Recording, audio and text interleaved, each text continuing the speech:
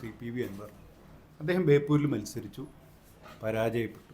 അത് കഴിഞ്ഞിട്ട് അദ്ദേഹം ഞങ്ങളോടൊക്കെ പറഞ്ഞു, ഈ തൃണമൂൽ കോൺഗ്രസുമായിട്ട് യോജിച്ചു പോകാൻ നമുക്ക് പറ്റില്ല, മാത്രമല്ല ഈ കമ്മിറ്റി പിരിച്ചുവിട്ടതായി അദ്ദേഹം പ്രഖ്യാപിക്കുകയും ചെയ്തു. അങ്ങനെ പുതിയ പാർട്ടി ഉണ്ടാക്കാമെന്ന് അദ്ദേഹം പറഞ്ഞതാണ്. അങ്ങനെ നമ്മളിതുവരെ എന്തെങ്കിലും തീരുമാനം ഉണ്ടാവും എന്ന് വിചാരിച്ച് നിൽക്കുകയായിരുന്നു.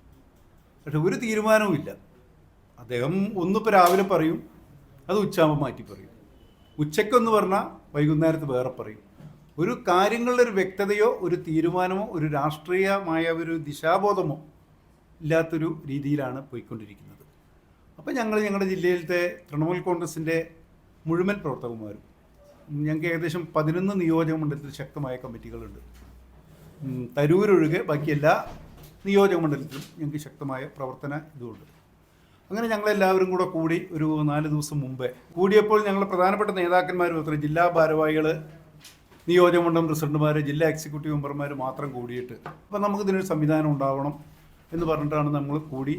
ബഹുഭൂരിപക്ഷം ആളുകാരും അത് എന്ത് തീരുമാനമെടുക്കാനും നമ്മളെ എല്ലാവരും 3-4 ആളെ ഉത്തരവാദിത്തപ്പെടുത്തി. അപ്പോഴാണ് ഞങ്ങൾ എന്തായാലും ഒരു കാര്യമുണ്ട്, ഐക്യ ജനാധിപത്യ മുന്നണിക്ക് വേണ്ടി ഞങ്ങൾ വളരെയധികം കഷ്ടപ്പെട്ടവരാണ്. കേരളത്തിൽ നിന്നെന്ന് വെച്ചാൽ ഐക്യ ജനാധിപത്യ മുന്നണിക്ക് പിന്തുണ കൊടുക്കാൻ പക്ക മാർക്സിസ്റ്റുകാർ തന്നെ എല്ലാ ഭാഗങ്ങളിലും സജീവമായിട്ടുണ്ട്.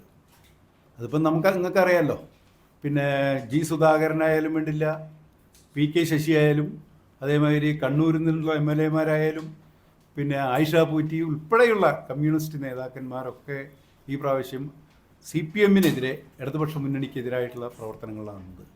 അപ്പോൾ ഇവിടെ നമ്മളോട് PK ശശിയേട്ടനും ബാക്കി അതിൻ്റെ ഉത്തരവാദിത്തപ്പെട്ട നേതാക്കന്മാരും നമ്മളോട് ബന്ധപ്പെട്ടു. നിങ്ങളേതായാലും ഇപ്പം ഇങ്ങനെ ഒരു തീരുമാനത്തിലാണ് നിൽക്കുന്നത്, ഞങ്ങളുമായിട്ട് സഹകരിക്കാൻ തയ്യാറുണ്ടോ ചോദിച്ചു.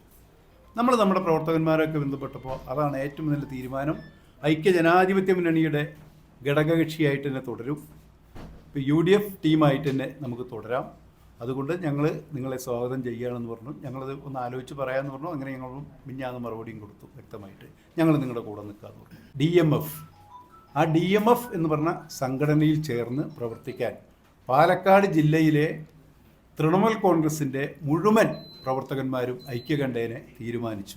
അപ്പം നമ്മൾ ഇടതുപക്ഷം ഇവിടെ നശിക്കാൻ പാടില്ല, അതെന്തായാലും ഇവിടെ വേണം. പക്ഷേ ഇന്നത്തെ ഇടതുപക്ഷം എന്ന് പറയുന്നത് CPM ഉൾപ്പെടുന്ന നേതൃത്വം കൊടുക്കുന്ന ഇടതുപക്ഷം, അത് എന്താ പറയുക, അവരുടെ മുഖം നഷ്ടപ്പെട്ടിരിക്കും, മനുഷ്യനോടുള്ള രീതി തന്നെ നഷ്ടപ്പെട്ടിരിക്കുകയാണ്, ആ ഒരു മനുഷ്യത്വപരമായ രീതി തന്നെ നഷ്ടപ്പെട്ടിരിക്കുകയാണ്.